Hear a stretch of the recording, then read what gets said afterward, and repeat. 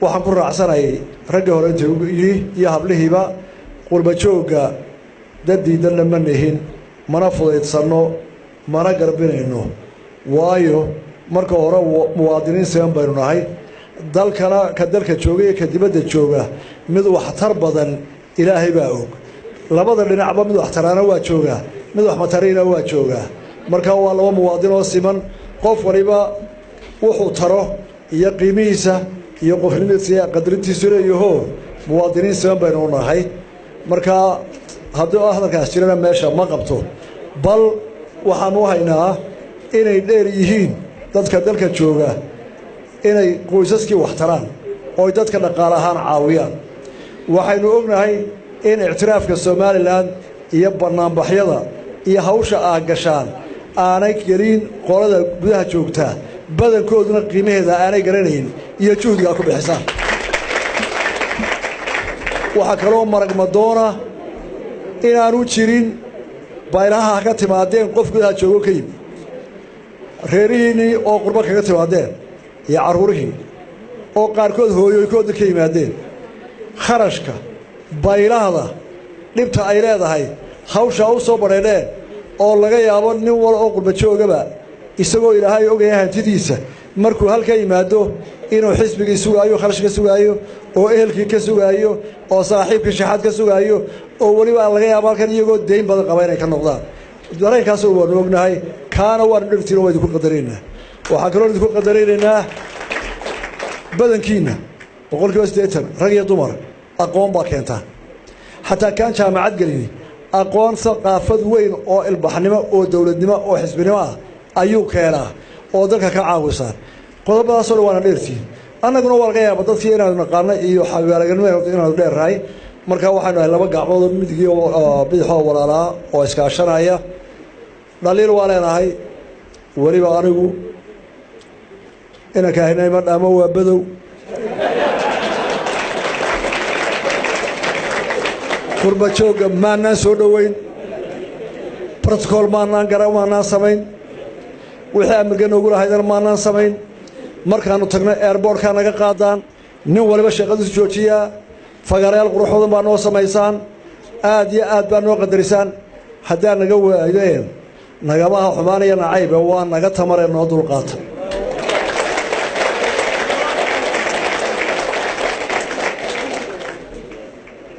cudurdaarkaa kadib waxay noo balan haddaynu kulmiyanahay wixii uu dhigayay xeerka xisbigeenu oo la mida waxa uu dhigayay barnaamijka xisbigeenu oo la mida wixii aynu isugu nimid dadkii halkan ka hadlay qodobo badan baan ku raacsanahay xisbinimada hala hirgeliyo aad iyo aad baan ugu raacsanahay waayo intayna maanta halkan isugu timid oo Somaliland oo dhan ka kooban cidda isu keeni karta ee hawsha midayn karta ee ka warhaysa halka ugu baraysa Somaliland iyo halka ugu galbeedsa waa xisbi reer waa jiraan laakiin reer waliba ama degmo waliba teedun bay la daala dhacaysa mana oga deegaanka kale waxa ka jira degmo waliba waxa isleedahay aduun baa lagu dayacay aduun baa dadaal badan aduun baa Somaliland dadaalaya ma warhayso ta kale ee dhinac kale ka xigta waxa jiro halka quraheeda la isku ogaan karaa ee marka la isxaal ogaado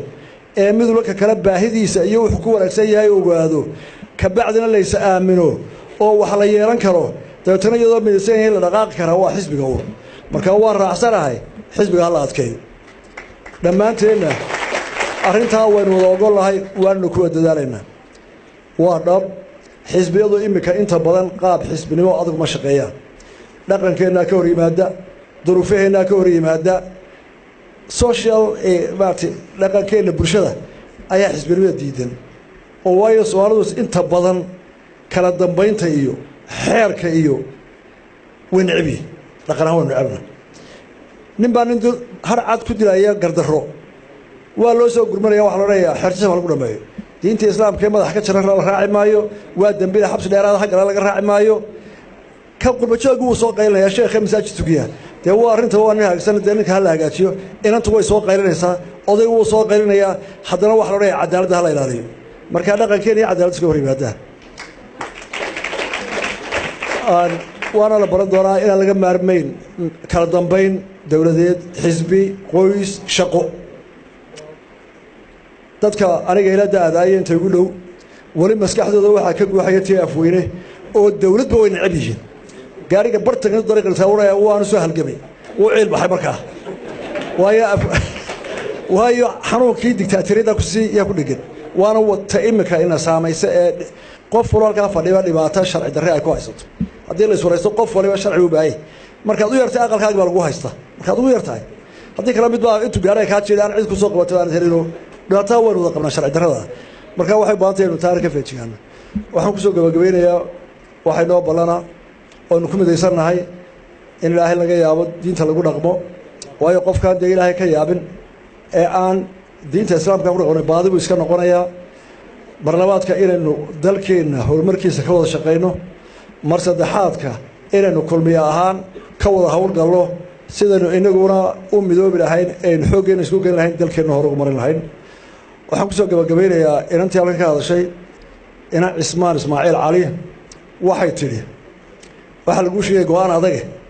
yaan laga waayay hadda waxaan sheegay kulmiye oo dhammi gudaheed dibad ummadda Soomaaliya ku hadashay ajir waxa ka iibiyeen waxaanu dooranaynaa nin malaha superman dadka ka yar sareeya oo wax walba si ahayd ka dhigaya horta taas waa igu dulmiyo expectation ka badan waa jira ana rag badan oo iskalaas ahayn oo in mataanka ay ka midin baa joogo miskiin yar garaac jiray ka wad kaayeen baana ragaan iskalaas ka qaad badan halka fadhiya oo nin saa waxa laga sheegay maahayna dadku ma kamid ah waxa leeyahay inantii waa hagaaga indhahan isku qabanayaado caloolada aan lahayn waan isku dayaa go'aanka qaadag baa qaadanayaa hadhow tun arina oo horena wardeena kisoo xareeya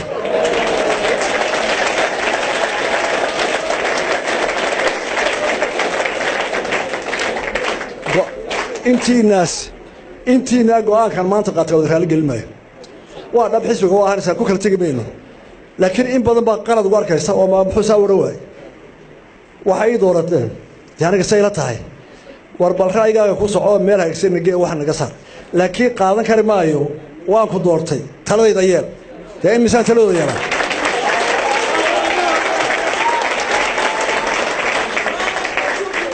waxa kaloon waliba qurbo jooga ka sii codsanaya iyo kuwa gudahaba caladaygu waa waxa lagu ag joogo dadka ku ag jooga haday arintaa ku yahay sax baad ku soco waad soconaysaa laakiin haddii intii aad ku xisbiga ahaydeen aad isku codka ahaydeen isku wadaadeen ku yiraahdaan midba habeenku ku soo gacanta ku yar qabto bini aadmu baa tahay moogtahay xagga adeegaysa waa hebel miyaade haddana xagga adeegaysa wallaahi waa hebel haddana allah oo heblaayna soo taalkaa joogtay inuu xaasayta taa ku socon kari maayo dad wixii aynu ku heshiinay sharcigu ha sarreeyo go'aanka ha la qaato dawladda ha la wanaajiyo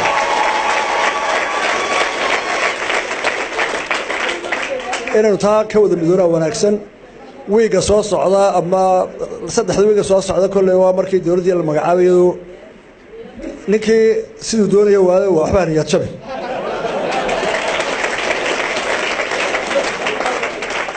qof baa kula wanaagsan oo tirada waxa buu qabanayaa ku aanad ka firin haddii gacanta kaga dhacdo kulamaan aqoon adiga ma yihi ah igala yaabin waxa hagaajiyo baan isleeyahay waxaan ku soo gabagabeynayaa aad iyo aad nooga raaleehada barbaarshku waa naga xumaaday milgiina ma ahayn rag iyo dumartoona sidan waa naan isweydiin tirada waqtiga waa ku tala gallo hawshiga badan laakiin inta qolka iyo intan ma yahay maanta in istaagtaa